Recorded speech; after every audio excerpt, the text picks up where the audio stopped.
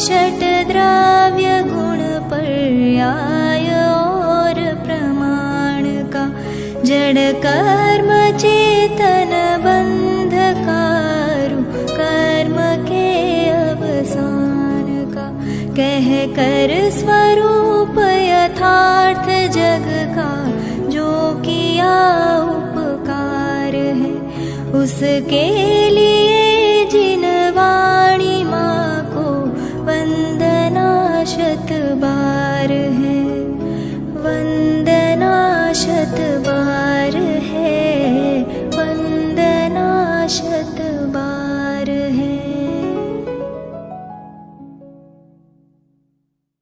नेतारं भित्तारं कर्म भूभृतां, ज्ञातारं विश्वतत्त्वानां वन्दे तद्गुणलब्धये। भवबीजाङ्कुरजननः रागाद्याच्छयमुपगता यस्य, ब्रह्मा वा विष्णुर्वा हरो जिनो वा नमस्तस्मै। पक्षपातो न मे वीरे न द्वेषः कपिलादिषु, युक्तिमद्वचनं यस्य तस्य कार्यः परिग्रह, तस्य कार्यः परिग्रह। हम लोग जैन दर्शन को कैसे ठीक से समझें, इस विषय पर चर्चा कर रहे हैं। जैन दर्शन की क्या प्रकृति है, कैसे जैन दर्शन को हम भली भांति समझें, ये अपन सोच रहे हैं। कल जो अपन ने चर्चा की उसमें कई रेफरेंस बहुत महत्वपूर्ण आए। जैसे एक बात ये बहुत महत्वपूर्ण आई कि साहित्य शास्त्र क्या होता है, साहित्य कैसे लिखा जाता है, साहित्य की रचना कैसे होती है, ये समझना जरूरी है। और उस चर्चा को करते हुए मैंने कई संदर्भ आपको ऐसे बताए कि इसका क्या अर्थ होता है और हमने उसको कैसे एज अभिधा रूप में समझ लिया। मैं फिर कहता हूँ मेरी बात को, साहित्य में तीन तरह से बात को कहा जाता है, एक अभिधा, एक लक्षणा, एक व्यंजना। साहित्य शास्त्र का ये बेसिक नियम है। एक होता है अभिधा शक्ति, हर शब्द के तीन अर्थ होते हैं। एक को कहते हैं अभिधा, दूसरे को कहते हैं लक्षणा, तीसरे को कहते हैं व्यंजना। और साहित्य की ये पॉलिसी है कि वहाँ व्यंजना में कही गई बात को ज़्यादा बढ़िया माना जाता है। वो कहते सीधे सीधे कहना था तो किताब क्यों लिखी, साहित्य का निर्माण ही क्यों किया, वो तो सारी जनता कहती है। इसलिए साहित्य शास्त्र इसलिए खासकर विकसित हुआ कि बात को व्यंजना में कहा जाए। व्यंग्य काव्य को उत्कृष्ट काव्य माना गया, लक्षणा काव्य को मध्यम काव्य माना गया और अभिधा में कहे गए काव्य को अधम काव्य माना गया। तीन तरह की पद्धति है। तो खासकर जो साहित्य लिखा गया है, खासकर जो कथा साहित्य, काव्य साहित्य लिखा गया है, वो इसी तरह लिखा गया है। मैंने आपको थोड़ी झलक राम कथा के प्रयोगों की दी थी कि भाई राम कथा में अग्नि की परीक्षा का क्या मतलब है, अग्नि में कमल खिलने का क्या मतलब है, फिर उसका पृथ्वी में समा जाने का क्या अर्थ है। ऐसे सारे के सारे राम कथा के प्रयोग ऐसे ही हैं। लोगों ने उन लाक्षणिक प्रयोगों को, उन व्यंजना के प्रयोगों को उन्होंने सीधे सीधे अभिधा में ग्रहण कर लिया और कोई बात नहीं थी। सारा भ्रम का कारण ये हुआ कि जो बात लक्षणा में कही गई, जो बात व्यंजना में कही गई, उस बात को अभिधा में ग्रहण कर लिया गया तो बहुत बड़ी दूरी हो गई कहने वाले के और समझने वाले के बीच में। बात कुछ की कुछ हो गई। जैसे उदाहरण देखते हैं। जैसे ऐसा कहा जाता है कि अहल्या पत्थर की शिला बन गई और फिर रामचंद्र जी ने उसको फिर से औरत बना दिया। ये बात बहुत प्रसिद्ध है, सब जानते हैं, सब कहते हैं, लेकिन आम जनता 99% क्या 100% जनता इस बात को आज ऐसे ही समझ रही है कि गौतम ऋषि की पत्नी अहल्या गौतम ऋषि के साप से, इससे कुछ ना कुछ गढ़ के कि वो सचमुच पत्थर बन गई थी और रामचंद्र जी ने उसको फिर से औरत बना दिया। सही घटना क्या है? सही घटना यह है कि अहल्या के साथ में एक ऐसी बड़ी दुर्घटना घटी, एक ऐसा सदमा पहुंचा, बहुत भयंकर उसके मन को आघात पहुंचा कि वो एक गहरे डिप्रेशन में पहुंच गई। आज की भाषा में कहो तो गहरे डिप्रेशन में पहुंच गई, अवसाद में आ गई और जीवन का कोई भी बड़े से बड़ा सुख और बड़े से बड़ा दुख भी उसे प्रभावित नहीं करता था। घर में कोई बड़ी खुशी आ जाए तो भी वो उदास पड़ी है, उदास, उसने उदासीनता से भर गई। उसका खाना, पहनना, हंसना, नहाना, धोना, जीवन के सुख दुख उसे प्रभावित नहीं कर रहे थे और लाख कोशिश करने के बाद भी वो ठीक नहीं हुई तो दुनिया में ये मैसेज फैल गया कि भैया वो तो पत्थर बन गई। और जब इतने बड़े डिप्रेशन में वो आ गई तो रामचंद्र जैसे पुरुष जब आए वनवास में, उस दौरान उनके घर गए और उन्होंने उनको कुछ इस तरह से समझाया, उनको क्रमबद्ध पर्याय समझाई होगी, कुछ समझाया, ऐसा कुछ समझाया कि वो अपने डिप्रेशन में से निकल गई और नॉर्मल हो गई। अब दुनिया ने कहा कि वो फिर से औरत बन गई। माने ये घटनाएं कैसे बनती है और कैसे समझी जाती है, इस बात को ऐसे कह दिया। मैं रामायण के सारे ही प्रयोगों पर ऐसा लगाता हूं, जैसे यही जो घटना है इसमें हमारे कहने वालों ने कभी सोचा भी नहीं होगा कि लोग इतना गलत समझ जाएंगे। हमने ये बात तो कूट कूट के सबको समझा दी है कि जीव कभी अजीव नहीं होता, अजीव कभी जीव नहीं होता। तो ये इतने बेवकूफ निकलेंगे क्या कि वो ये समझ जाएंगे हमने कहा कि वो पत्थर बन गई तो वो ये समझ जाएं क्या कोई औरत पत्थर बन सकती है, क्या कोई पत्थर की शिला औरत बन सकती है। इनको इतनी सी भी बात समझ में नहीं आएगी। और हम जो एक काव्य शास्त्र विनोद, एक अलंकार के साथ में जो हम बात कह रहे हैं, हमारी इस बात को कोई समझेगा नहीं। ऐसे उनको सीधी सीधी बातें, ऐसे ही हनुमान जी पहाड़ उठा कर लाए, तो हनुमान जी पहाड़ उठा के लाए का क्या अर्थ है? अर्थ क्या है इसका? बात तो बात है, ये तो एक कथन है। कथन को मैंने एक लेख लिखा है, अर्थोद्घाटन। अर्थोद्घाटन में देखो, आपको शुरू की 2 पंक्तियां पढ़ के सुनाता हूं। शब्द स्वयं नहीं बोलते हैं कि उनका क्या अर्थ है और क्या नहीं है, उसे तो विशेष प्रज्ञा एवं प्रशिक्षण से ही जाना जा सकता है। जीवन में अर्थोद्घाटन होना दुर्लभ है। अर्थोद्घाटन, नाना तरह के उद्घाटन आपने जिंदगी में सुने होंगे, इस मकान का उद्घाटन, इस मेले का उद्घाटन। कभी जीवन में अर्थोद्घाटन की बात सोची है?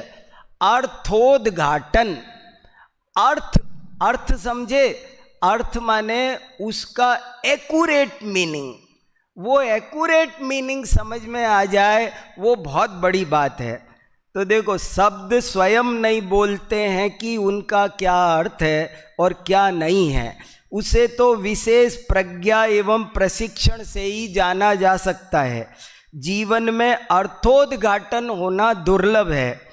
पढ़ना सुनना सरल है, पर उसका समीचीन अर्थ समझ में आना दुर्लभ है।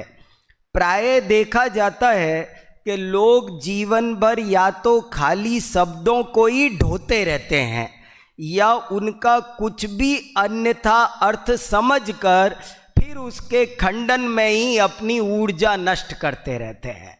उसकी अपेक्षा नहीं समझते और उसके खंडन में अपनी सारी जिंदगी लगाते हैं।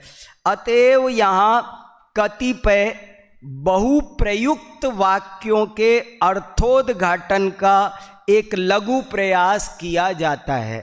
अब कुछ वाक्य आपके सामने प्रस्तुत हैं, देखो। अब जैसे हर आत्मा भगवान है, अब हर आत्मा भगवान है का अर्थ क्या?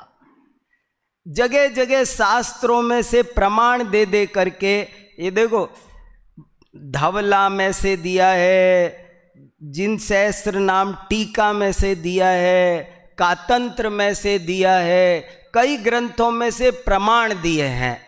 एक बात मुझे ये जरूर कहने की है कि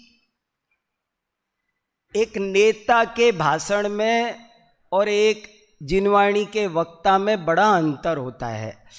नेता का भाषण अलग होता है, और जब आप किसी विद्वान वक्ता को या किसी अध्यापक को सुनते हैं तो उसका भी कर्तव्य बनता है कि आपको सब बातों का प्रमाण दे। बिना प्रमाण बात करना नेता को शोभा दे सकता है, जिनवाणी के वक्ता को शोभा नहीं देता। और श्रोताओं को भी नेता का सुनते समय शोभा दे सकता है कि जो कह गया कह गया। विद्वान का सुनो तो आपको भी उसका एविडेंस लेना चाहिए, आपके पास भी होना चाहिए, क्योंकि कल आपकी हो जाएगी वो बात, अब वो मेरी नहीं रहेगी। अब मुझसे सुनकर जब आप सुनाओगे तो वो बात आपकी होगी और आपको उसे ठीक से समझना है। तो देखो, भगवान में भगवान, वान तो आप जानते ही हो, गाड़ीवान, धनवान, ऐसे वान माने वाला, और भग माने क्या? तो कितना जगह मेरी एक आदत कल आपको बताई, मुझे हर शब्द का मूल अर्थ चाहिए, ये मेरी आदत में शुमार है। कुछ भी हो जाए, मेरे कानों पर चुंगी चौकी बैठी रहती है हमेशा। अगर मेरे कान में कोई शब्द आया है तो यहाँ पर बैठा हुआ चौकीदार उसे टोकता है कि तुम कौन हो, अपना आई कार्ड दिखाओ, किस धातु से बने हो, क्या प्रकृति प्रत्यय है, तुम्हारा मूल अर्थ क्या है। तो वो खोजते खोजते मुझे सब चीज़ें अपने आप आने लगती है। मेरे एक गुरुजी थे, यहाँ हिंदी एमए पढ़ाते थे, शंभू सिंह जी मनोहर।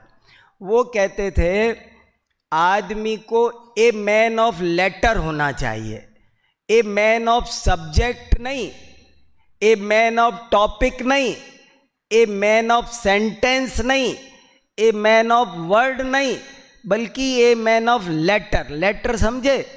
लेटर माने A B C, capital letter, small letter. Letter अंग्रेजी में लेटर समझ गए? ध्वनियां, वर्णमाला, अक्षर, एक एक मात्रा का क्या मीनिंग है। ए मैन ऑफ लेटर, जो एक एक मात्रा का अर्थ जाने वो विद्वान बन सकता है। तो तब से आदत पड़ी है चीज़ों को खोजने की। अब देखो, भग शब्द का क्या अर्थ है? कबीर को अर्थ नहीं मिला होगा। ये कबीर ने एक दोहा लिखा है कि भग का अर्थ कोई नहीं जानता, ऐसे लिखा है, मगर ये नहीं मिल पाया होगा। पर यहाँ देखो कितने शास्त्रों में आया है, भगम ज्ञानम। भग शब्द ज्ञान का पर्यायवाची है। अब हर आत्मा भगवान है का क्या मतलब हो गया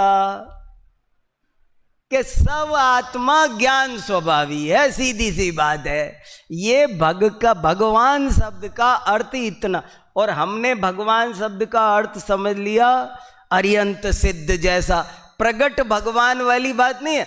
हर आत्मा भगवान है, मैं भगवान हूं। अभी मैं मान लो कल को सोचो, जैसे मैंने वीर सागर स्यादवादी मेरा नाम लिखा, अब मैं कल से लिख जाऊं कि वीर सागर भगवान वीर सागर, तो दुनिया में क्या होगा? लो जी, एक और भगवान पैदा हो गया। एक क्या है, तुम भगवान, हम भगवान, सब तो ज्ञान के धारक, ज्ञान वाला वो भगवान। देखो हर आत्मा ईश्वर है। ईश्वर है माने, ईश्वर का अर्थ है सक्षम, समर्थ, अपना कार्य करने के लिए हर आत्मा समर्थ है। तो सब भगवान है, सब ईश्वर है, इसमें कहाँ दिक्कत आ गई? और इसमें सब जगह आपको प्रमाण अंदर मिलेंगे, बिना प्रमाण के बात नहीं मिले। कण कण में ईश्वर है। अब कण कण में ईश्वर है, मैंने जब भारतीय दर्शन में आत्मा परमात्मा किताब लिखी तो मैंने सारे दर्शनों में जितने स्टेटमेंट है उनको मैंने बहुत शांति, कोई वाक्य दुनिया में चल रहा है, कोई बात चल रही है। मैंने कल आपको कहा मुझे स्यादवाद से क्या लाभ हुआ, मैंने ये समझा कि कोई भी बात है, मेरे सामने गलत से गलत बात लाओ, मैंने उसको सही अर्थ में लेने की कोशिश की।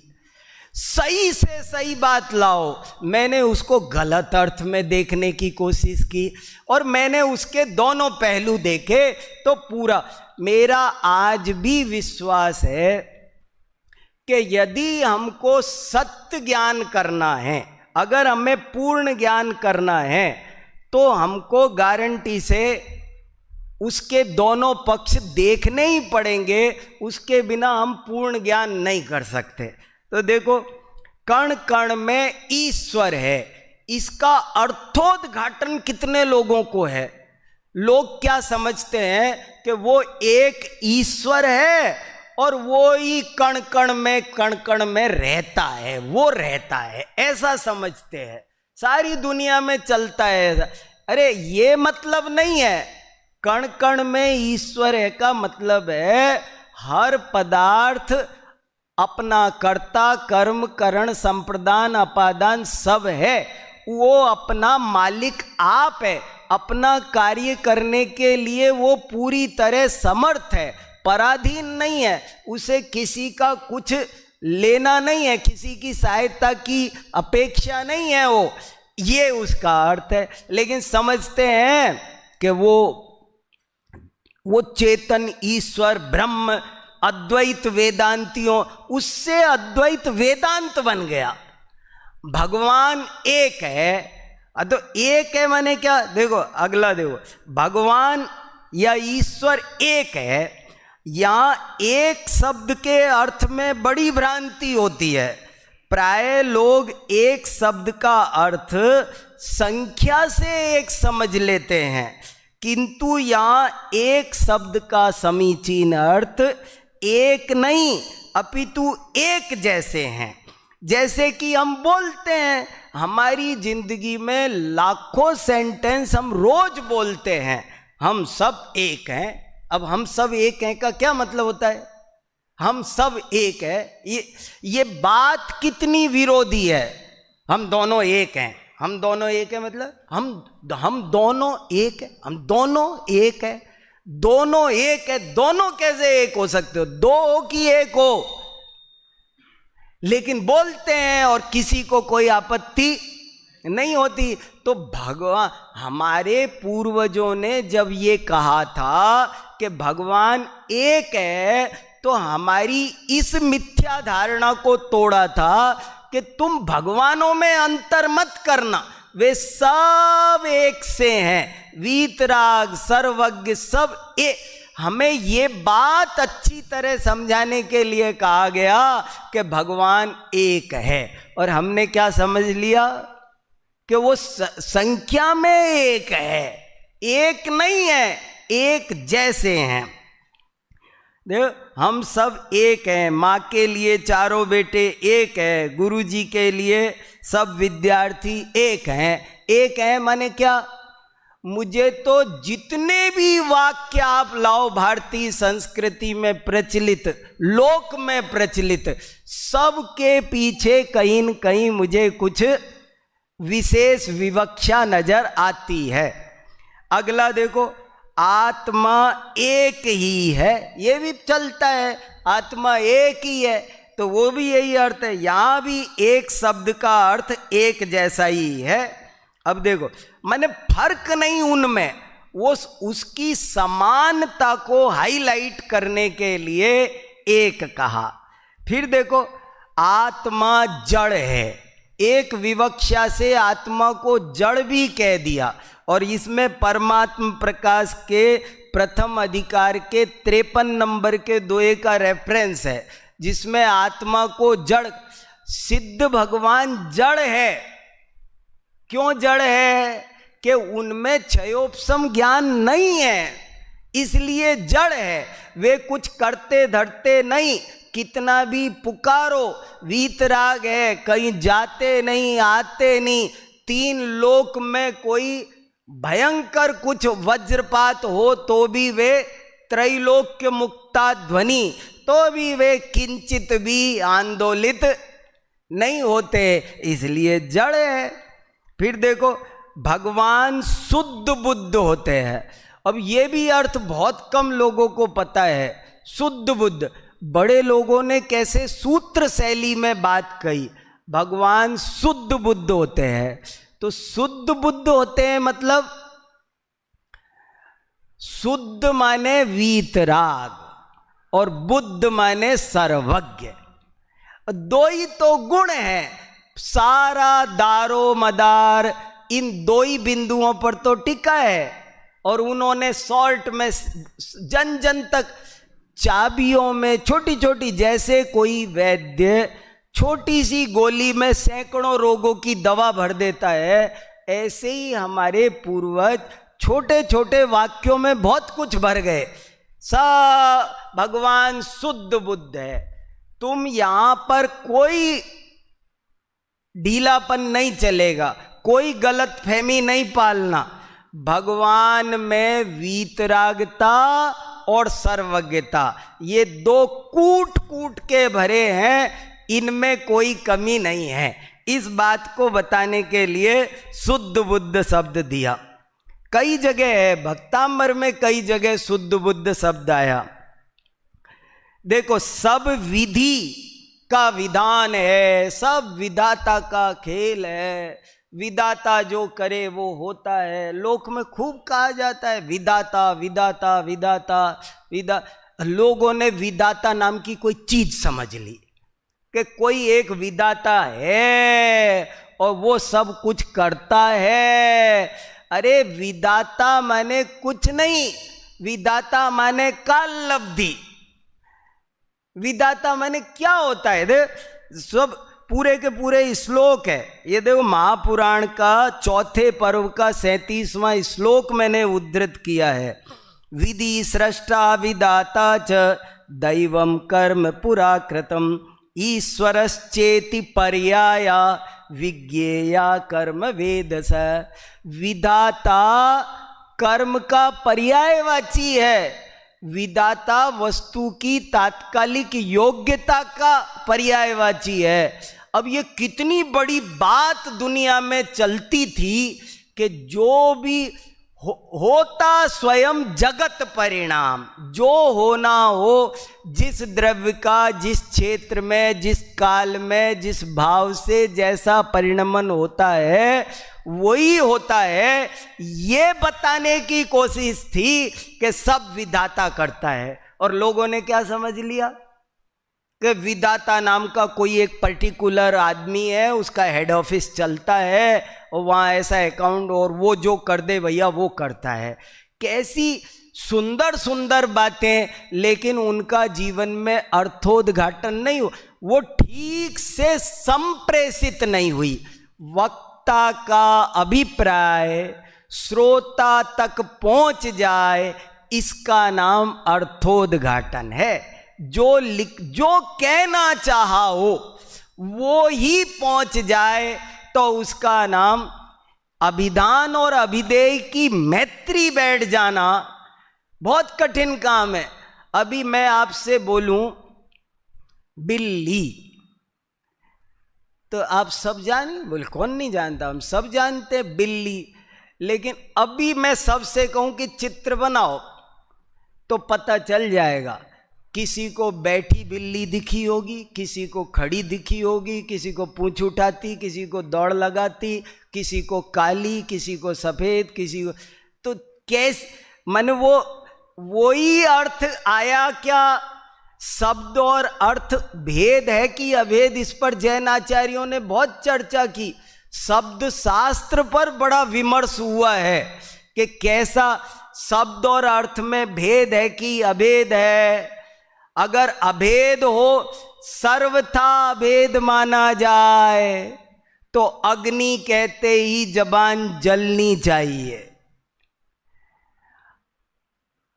मिश्री कहते ही मीठी होनी चाहिए। लेकिन ऐसा नहीं होता है। बर्फ कहने से रसना ठंडी होती नहीं है। शब्द अलग है, अर्थ अलग है। लेकिन अग्नि कहने पर अग्नि का ही ज्ञान होता है, बर्फ का नहीं होता। बर्फ कहने पर बर्फ का ही ज्ञान होता है, अग्नि का नहीं होता। इससे सिद्ध होता है कि शब्द और अर्थ में संबंध है भी।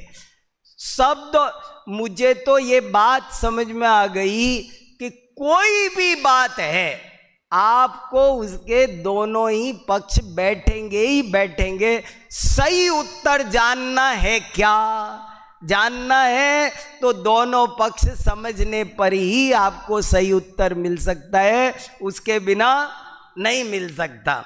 फिर देखो, संसार की रचना ब्रह्मा ने की है, ये भी वही बात है, कुछ नहीं है विशेष बात, पूरा का पूरा। अब देखो एक बात गजब की, देखो संसार की रचना ब्रह्मा ने की है, ये कहा था।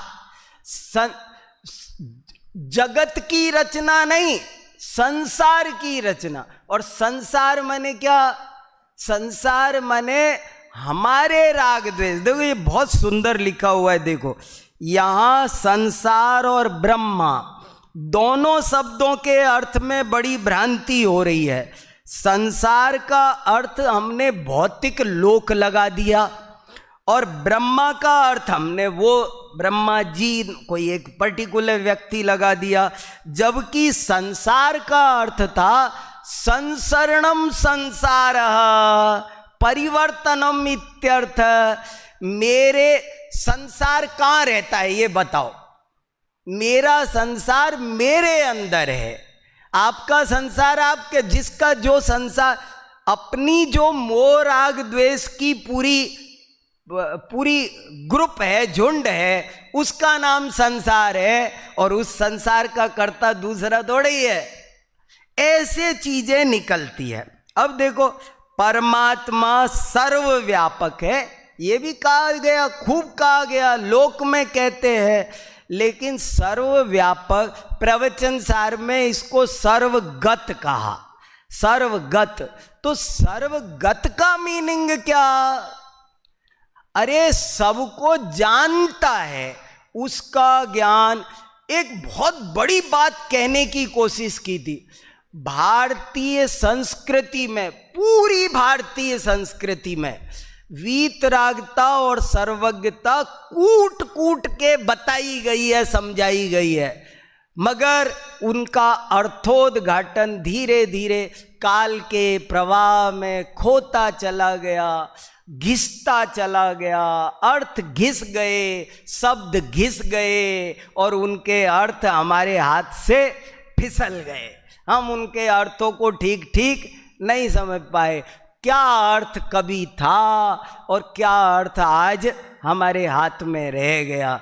इसलिए हमको मूल तक जाकर उस अर्थ को पकड़ना है। तो सर्वव्यापक, अब कोई कहे कि परमात्मा सर्वव्यापक है तो परेशान होने की कोई जरूरत नहीं है। अरे सर्वगत माने कण कण में को जानता है, उसका ज्ञान और आगम में लिखा है। कुंद कुंदाचार्य ने लिखा है, विस्तार से लिखा है, तर्क दे देकर लिखा है कि हीनो वा अयो वा, हीन हो तो ये दिक्कत आएगी, अधिक। तो जो कुंद कुंदाचार्य की इतनी बड़ी कंसेप्ट थी वो लोक में चल निकली कि परमात्मा सर्वव्यापक है, सर्वगत है। फिर देखो, लक्ष्मी कमल में रहती है। कल मैंने कहा था ना, मैं चाहूं तो आज भी पैसे का ढेर लगा दूं। क्या है इसमें? ये भी थोड़ा इकोनॉमिक्स भी सीखी जा सकती है, कुछ बड़ी बात नहीं, इतनी परेशानी दिमाग पे छा रही हो तो। देखो, लक्ष्मी कमल में रहती है। पद्मनंदी पंचविंशतिका में एक गाथा आती है पूरी की पूरी। मैंने इकोनॉमिक्स पर कम से कम 100 रेफरेंस जुटाए हैं शास्त्रों के उस लेख में। यहां कमल शब्द के अर्थ में भ्रांति हुई। अब इस पर तो मैं 1 घंटा आराम से चर्चा करूं ना तब स्पष्ट हो। ये मुद्दा अलग ही मामला है, लक्ष्मी का, कमल का, पर यह बहुत मार्मिक है और इसमें भारतीय संस्कृति का एक गहरा रहस्य छुपा हुआ है। मौका मिलेगा तब देखेंगे। यहां कमल शब्द का अर्थ लक्ष्मी कमल में, लोगों ने सचमुच ही कमल का फूल बना दिया, उस पर लक्ष्मी जी बिठा दी। लक्ष्मी कोई देवी नहीं, कमल नाम का कोई फूल नहीं। लोगों ने हर चीजों को, हनुमान जी पहाड़ उठा के लाए ना तो सचमुच ही पहाड़ उठा के ऐसे दिखा दिया पूरा। अभी आएगा इसमें, देखो आगे आएगा, इसमें नहीं है, दूसरे में है। वो हनुमान जी के पहाड़ उठाने का मैं बताता रहता हूं कि हनुमान जी पहाड़ उठा के लाए का क्या मतलब है कि लक्ष्मण के लिए दवाई चाहिए थी, कोई बूटी 2 बत्ते चाहिए थे, और वो हनुमान जी लेने गए। वहां से लेके आना, वैद्य ने कहा था यदि दवाई 12 घंटे के भीतर आ गई तो मरीज को लग जाएगी, सुबह 7 बजे पहले दवाई आ गई तो लग जाएगी, नहीं तो बाद में होश नहीं आएगा, खत्म खेल कहानी। तो वो गए दौड़ करके, और वो गए तो वहां पर कंफ्यूज्ड हो गए। वैसे ही पत्ते बहुत सारे थे उस पहाड़ पर, तो ये भी रख लिए, वो भी रख लिए, ये भी रख लिए। क्यों? उस जमाने में कोई फोन तो था नहीं कि फोन कर लेते, ये ले आऊं, वीडियो कॉल कर देते, दिखा देते, ये चलेगी कि वो चलेगी क्या। उनको वो दवाई हर हालत में चाहिए थी, तो उनने सोचा ये भी रख लो। ये पहाड़ पे जितनी जड़ी बूटियां थी उन्होंने सारी रख ली और रख करके ले आए। अब रख कर ले आए तो दुनिया कहने लगी, ओ भैया हनुमान जी तो सारा पहाड़ उठा लाए। जैसे कभी ऐसा होता है बहुत दफे, किसी दिन मैं सब्जी खरीदने जाऊं और थोड़ी सस्ती मिल रही हो तो थोड़ी ज्यादा ले आता हूं। किसी दिन मटर सस्ती है तो सोचता हूं रख लो 5 किलो, अब रख ली। अब घर लेके आता हूं तो पत्नी कहती है आज तो सब्जी मंडी उठा लाए पूरी। तो सब्जी मंडी उठा लाए का मीनिंग क्या? पहाड़ उठा लाए का मीनिंग क्या?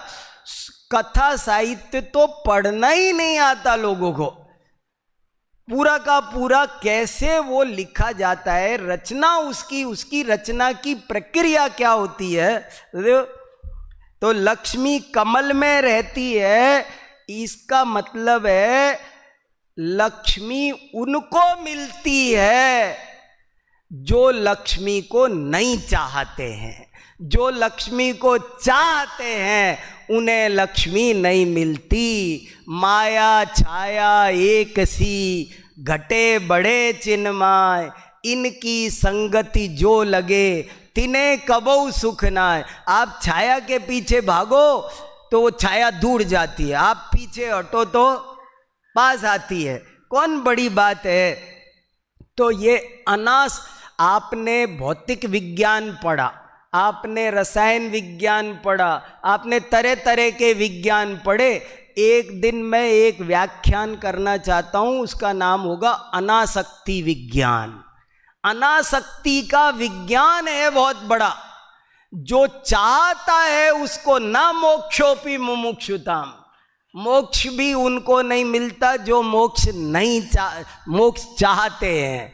अनासक्ति का विज्ञान भी एक बड़ा गजब का है। उसकी ओर संकेत करने के लिए हमारे आचार्यों ने कहा लक्ष्मी कमल में रहती है। अब देखो, पिताजी बैकुंठ गए, तो बैकुंठ गए माने हम लड़ने में लग रहे हैं आपस में। तुम झूठ बोल रहे हो, तुम गलत बोल रहे हो, तुम मिथ्या दृष्टि हो। उसका अर्थ समझे समझाए बिना एक दूसरे को मिथ्या दृष्टि का सर्टिफिकेट देने में लगे पड़े।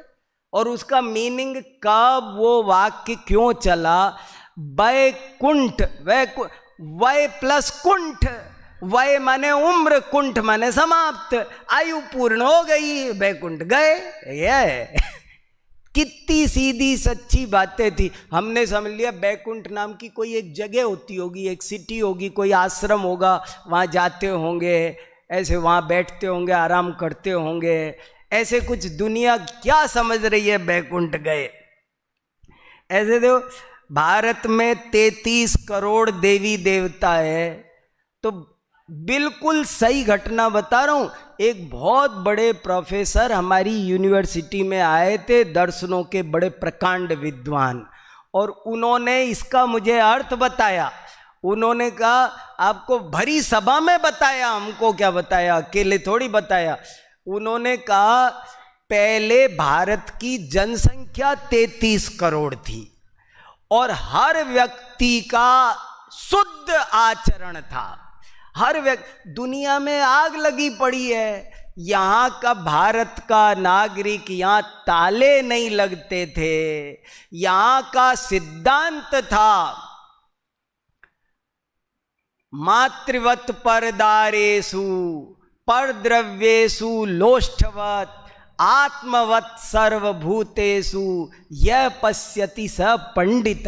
यहाँ चीजें खुली पड़ी रहती थी, कोई किसी के धन पर बुरी नजर नहीं डालता था, कोई किसी रात में भोजन नहीं करते थे, मद्य मांस आदि से सब दूर रहते थे। तो जो यहाँ के लोग थे वो कहे जाते थे भैया भारत में तो 33 करोड़ देवी देवता है, यहाँ की हर स्त्री सच्चरित्र सदाचारी, तो वो देवी हो गई, सारे पुरुष देवता थे भारत में 33 करोड़। और हमने 33 करोड़ देवी देवता जाने कैसे समझ रखे हैं हमने। ये मतलब था 33 करोड़ देवी देवता का। शब्दों के प्रयोग जो प्रचलित होते हैं, हम किसी चीज को आज भी मजाक में बोलते हैं। जब हमको मनोरंजन करना होता है, जब हमको हंसी ठट्टा करना होता है, तो हम चीजों को, वाक्यों को कुछ थोड़ा सा अद्भुत सा बनाते हैं, तब हमको उसमें आनंद आता है। तो यही कला साहित्य में है, साहित्य वाक्यों को अद्भुत ढंग से बनाता है। यज्ञ करो स्वर्ग मिलेगा, आज उसका मीनिंग बदल गया। पहले यज्ञ शब्द केवल पूजा का पर्यायवाची था, बाद में और पूजा से स्वर्ग मिलेगा, मोक्ष नहीं मिलेगा ये भी कह दिया। और पूजा है ये, इतनी सी बातें, सब छोटी छोटी बातें थी। ये बलि दो तभी धर्म होगा, ये सब पर्यायवाची शब्द रहे, आज उनके मीनिंग बदल गए। समंत भद्र ने लिखा है बलि शब्द पूजा के अर्थ में, कितनी जगह मिलता है। कैसे लक्ष्मी की पूजा करो, यहां भी पूजा के शब्द में भ्रांति हो जाती है। पूजा माने क्या? देखो, पूजा पर बहुत झगड़ा चलता है, इसकी पूज सकते हैं कि उसको पूज सकते हैं, इस क्या पूजा माने क्या। एक श्लोक है बहुत अच्छा, स्वदेशे पूज्यते राजा विद्वान सर्वत्र पूज्यते, स्वगृहे पूज्यते, क्या है? स्वगृहे पूज्यते मूर्ख, स्वग्रामे पूज्यते, क्या इसमें है? नहीं, इसमें नहीं लिख पाया हो, है स्वदेशे पूज्यते, श्लोक पूरा नहीं है वो। पर पूजा माने क्या? पूजा शब्द के अर्थ अलग अलग संदर्भ में अलग अलग अर्थ होते हैं। अरे उसने जूतों से पूजा कर दी, जूतों से पूजा कर दी माने क्या? पिटाई कर दी। पूजा शब्द का अर्थ पिटाई भी होता है। किसको समझ में आया? पर हम तो आंदोलित हो जाते। पूजा माने सामान्य आदर भी पूजा है, अतिथि की पूजा। कोई आदमी, पीयूष जी घर आए और मैंने इनसे पानी पूछ लिया ना, तो ये पूजा है पीयूष जी की। जब अब क्यों कहो ना पीयूष जी की पूजा की, तो पीयूष, अरे असंजदम न वंदे, अरे वो असंजदम न बंदे वो मोक्ष मार्ग वाली पूजा है, और ये अतिथि की पूजा, इसका मीनिंग अलग है। क्या है? क्यों उपद्रव मचा रखा है, परेशान है लोग, आकुल व्याकुल होते रहते हैं, और जरा जरा सी बात पर बहस करते, विवाद करते हैं, कसाई करते हैं, और ये स्यादवाद सब सुलझा देता है कि उसकी विवक्षा सोचो, कोई ना कोई विवक्षा आपको मिल जाएगी। मैंने तो बहुत ऊट पटांग वाक्य बना बना करके कक्षा में लाखों वाक्य बना बना के बताए। कोई कहे अग्नि ठंडी होती है, तो आपको बिल्कुल उत्तेजित होने की जरूरत नहीं है। क्यों? क्योंकि ये उसका हेडेक है कि वो सिद्ध करके बताए, और हमें भी समझना हो तो हमारे आचार्यों ने ऐसे ऐसे तरीके बता रखे हैं कि अग्नि कितने तरह की होती है। अग्नि सैकड़ों तरह की होती है, सैकड़ों तरह की।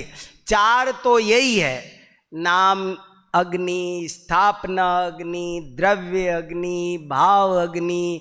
और दूसरे ढंग से देखो तो हर वस्तु तीन तरह की बताई, शब्दात्मक, अर्थात्मक, ज्ञानात्मक। हर पदार्थ तीन तरह का होता है, शब्दात्मक, अर्थात्मक, ज्ञानात्मक। अग्नि तीन तरह की है। शब्दात्मक अग्नि भी अग्नि है, चित्रात्मक अग्नि भी अग्नि है, ज्ञानात्मक। अगर अग्नि सर्वथा गर्म होती हो तो मां त्रिशला के स्वप्न में जो अग्नि आई थी वो कैसी थी, मुझे बताओ। मां त्रिशला की स्वप्न में जो अग्नि आई, अगर वो गर्म होती तो वो तो जल जाती रात को, सुबह उठने का कोई मतलब ही। अरे चित्र में बनी हुई अग्नि हो तो क्या करना।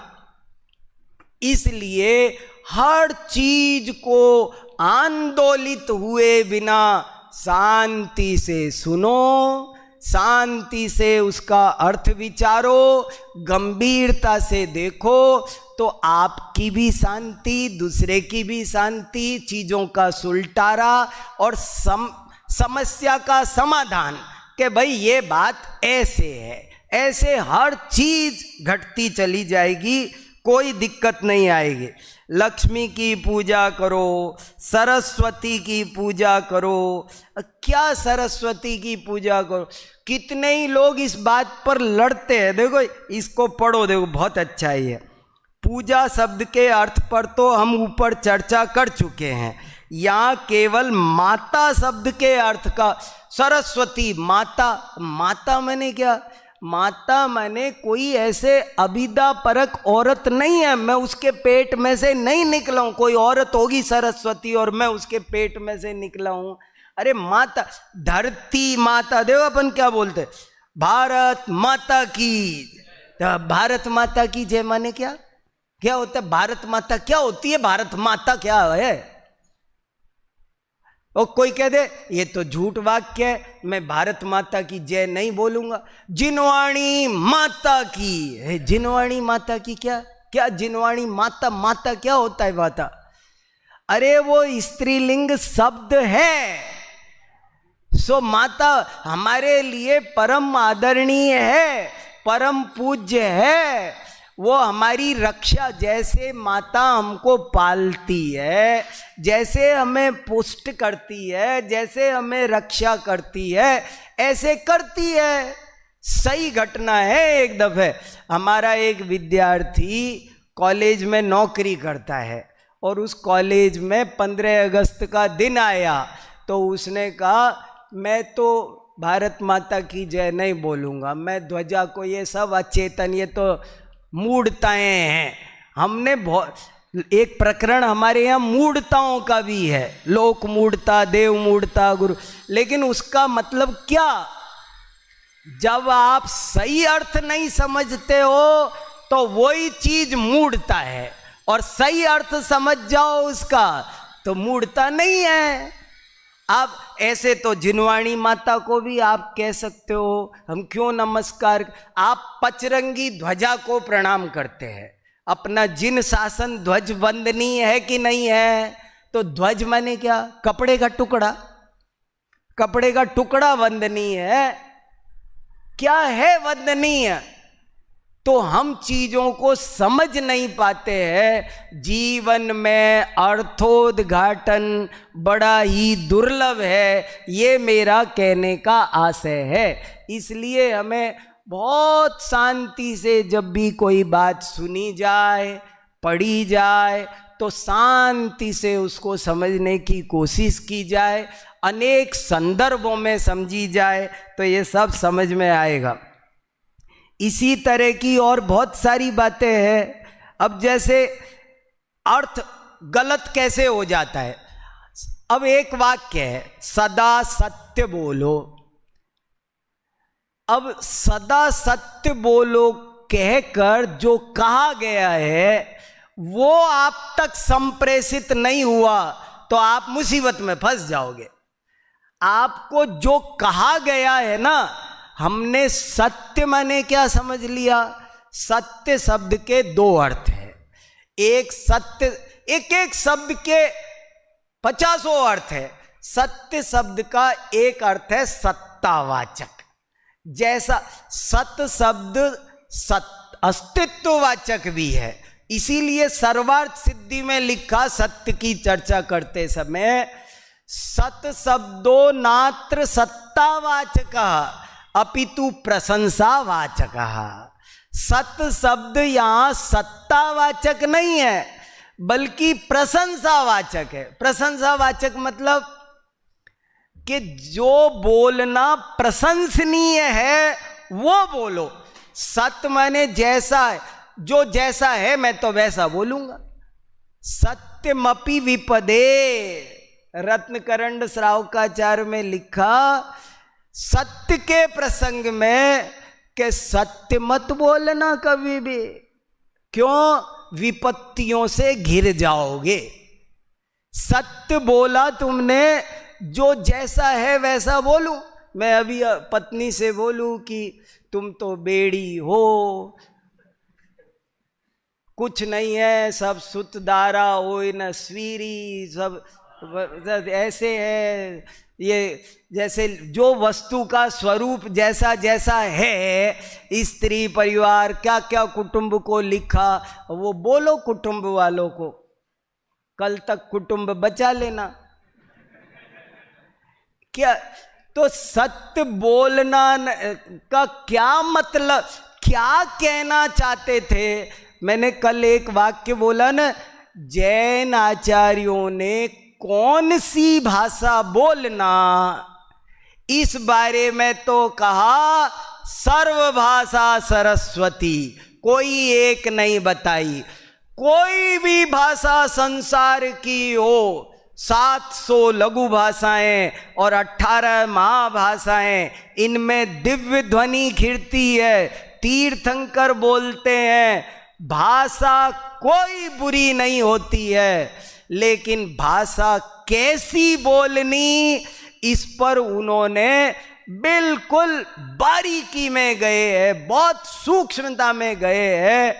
हितकर ही हो, मित ही हो, प्रिय ही हो, किंचित भी उसमें हिंसा का समर्थन ना हो, किंचित भी उसमें अज्ञानता का पोषण ना हो।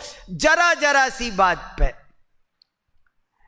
हमारे एक गुरुजी बोले, मैंने कहा आज तो मौसम अच्छा हो रहा है, तो गुरुजी बोले नहीं ऐसे मत बोला करो कि आज मौसम अच्छा है आज बुरा है। अच्छा बुरा बोलना ये राग द्वेष की भाषा है। बोलना हो तो ऐसा बोला करो आज मौसम बदल गया। बदल गया ये ज्ञान की भाषा है। अच्छा हो गया बुरा हो गया, आज मौसम बदल गया, बदला तो है ना, कल गर्मी थी आज कम हो, तो हाँ आज मौसम बदल गया। बदल न गया वो तो कैसी बोलना, इस पर तो उन्होंने इतना ध्यान लगाया है कि जरा सी भी हमसे है ना जाने अनजाने में गलत का समर्थन ना हो जाए। मगर भाषा और दुनिया कौन सी भाषा बोले, कौन सी दैवी भाषा है, इस पर लड़ रहे हैं और कैसी पर ध्यान नहीं है। इसलिए इन चीजों को समझना जरूरी है। सत्य बोलने का मीनिंग क्या है। ऐसे बहुत सारे, अब देखो गणेश शिव के पुत्र है, इस पर भी घंटे भर बात करूं तब स्पष्ट हो। गणेश माने क्या, आपको पता है गणेश और महादेव दो वैदिक देवताओं की सूची में नहीं आते। वैदिक देवताओं की सूची है बहुत बड़ी, उनके यहाँ जो वैदिक देवताओं की सूची है उसमें सब हैं, लेकिन दो नाम नहीं है, एक गणेश और एक महादेव। क्यों कि दोनों जैन देवता है। गणेश माने क्या, हमारे यहाँ साफ साफ लिखा गौतमांत गणेशी ने। गौतम गणेश माने गणधर गणेश। और फिर देखो लोक में एक कहानी गढ़ी गई, पूरी कहानी गढ़ी जाती है। ये जनता है और ये जनता जब तक थोड़ा सा, अरे सोने का आभूषण भी जब तक थोड़ा सा कुछ मिलाओ नहीं ना, तांबा सांबा कुछ, तब तक आभूषण सोने का जेवर नहीं बनता। ऐसे ही उसमें कुछ रंग ना लगाओ ना, थोड़ी हल्दी मिर्ची ना लगाओ तो स्वादिष्ट नहीं बनती है चीज। तो साहित्यकारों ने चीजों को स्वादिष्ट बनाने के लिए अलंकारों का प्रयोग किया और उनको थोड़ी सी चटकदार बनाई ताकि वो आप तक पहुंच जाए, आप उनको याद रख सको। अब पूरी कहानी बना दी कि गणेश जी शिव जी के पुत्र है, और लोगों ने जाने क्या समझ लिया, अरे शिव जी माने ऋषभ देव और गणेश माने ऋषभ सेन। तो बताओ वृषभ सेन वृषभ देव के पुत्र ही तो थे। तो ऐसे लड़े झगड़े बिना जब भी कोई बात आए, थोड़ा जब आप व्यापक अध्ययन करेंगे, अध्ययन खूब करना चाहिए, बिना नाक वो सिकोड़े, जहाँ जो ज्ञान की बातें है गहराई, एक डिक्शनरी में ही जा, एक शब्द पढ़े। कहते हैं ना, एक कविता पढ़ी थी कभी हमने बचपन में कि तुम तो मिनट बचाओ घंटे अपने आप बच, एक एक यदि वृक्ष लगाओ तो तुम बाग लगा दोगे। ऐसी कविता थी बहुत अच्छी। एक एक यदि पैसा जोड़ो तो बन जाओगे धनवान, एक एक यदि अक्षर सीखो तो बन जाओगे विद्वान। शब्दों को ही, एक एक शब्द को ईमानदारी से पढ़ो, एक एक श्लोक रोज कंठस्थ करो, अपने आप सब कुछ समझ में आ जाएगा। ऐसे ही और आत्मा शून्य है, अलख निरंजन है, निर्गुण निराकार है, परमात्मा सबसे प्रेम करता है। एक मुद्दा ये और कह के बात पूरी करता हूं। आप जानते हैं विश्व मैत्री, मैंने क्षमावाणी पर यह अर्थ किया है, विश्व मैत्री भगवान सबसे प्रेम करता है, इसका मतलब जानते हो आप क्या होता है? अब अपन तो लड़ने लग जाते हैं, अपन तो मिथ्या दृष्टि, भगवान सबसे प्रेम करता है बोले तुमने, हम कहने वाले वक्ता को आगे सुनने तैयार नहीं। ये तो पागल मिथ्या दृष्टि आ गया। भगवान अरे सबसे प्रेम करता है का अर्थ है किसी से प्रेम नहीं करता है। विश्व मैत्री और वीतरागता पर्यायवाची है। जिस दिन मैंने ये समझा उस दिन मैं इतना सुलझ गया। एक वाक्य है किसी उपनिषद का, त्यक्तव्य सर्वत्रेव ही ममकारः, एक बड़ा अच्छा वाक्य है उपनिषद में, उसने मुझे बहुत सुलझाया। त्यक्तव्य सर्वत्रेव ही ममकारः नोचेत कर्तव्य सर्वत्रेव ही ममकारः। क्या गजब की बात लिखी है, अर्थ समझ में आया आपको?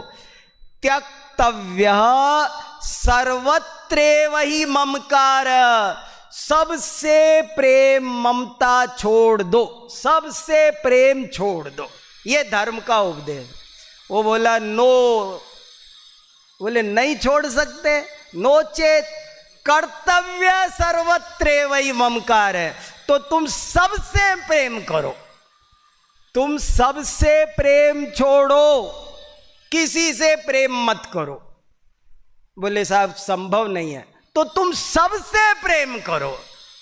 सबसे प्रेम करने का मतलब भी वही है और किसी से प्रेम नहीं करने का मतलब भी वही है।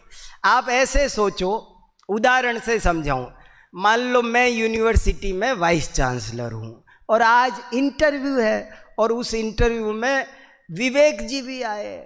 अब विवेक जी मेरे पास आए कि आपके हाथ में है, आज मेरा इंटरव्यू है। तो मैंने कहा देखो मुझे सबसे प्रेम है। अब ये आश्वस्त होके जाएंगे मेरे पास से। अगर मैं इनसे कहता कि हाँ मुझे तुमसे प्रेम है, तुम मेरे विद्यार्थी हो, तब इनको, अगर मैं ये बोलता कि देखो भाई 50 लोग इंटरव्यू देने आ रहे हैं और मुझे सबसे प्यार है, सबसे प्रेम है, अब मैं किसका करूंगा, किसका फेवर लूंगा? इसका मतलब है कि मैं किसी का पक्ष नहीं लेने वाला। सबसे प्रेम है का मतलब हो गया किसी विश्व में एक धारा चली जिसने विश्व मैत्री की बात करी, दूसरी धारा चली जिसने वीतरागता की बात करी, पर ये कुछ नहीं था, एक ही सिक्के के दो पहलू थे, बात एक ही थी।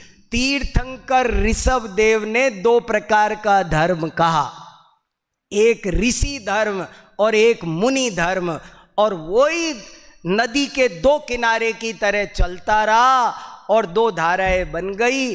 लोगों ने उसको ठीक से समझा नहीं, ठीक से जोड़ा नहीं, तो दूरियां बन के बहुत तकलीफें खड़ी हो गई। आप सब विद्वान बन रहे हैं, ईमानदारी से पढ़ने की जब नीयत होगी, इच्छा ही आपका समाधान कर देगी और बहुत ज्ञान का भंडार आपको मिल जाएगा। चलो ठीक है।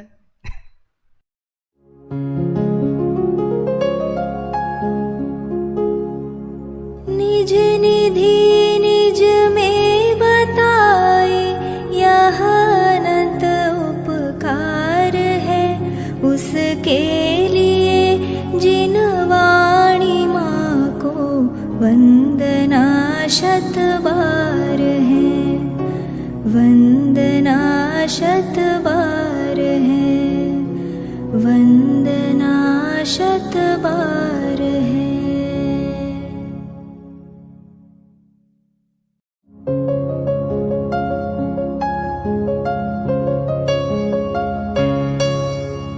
हे जिन वाणी भारती तो ही जपो दिन रैन, जो तेरी शरणा गहे सो पावे सुख चैन। जा वाणी के ज्ञान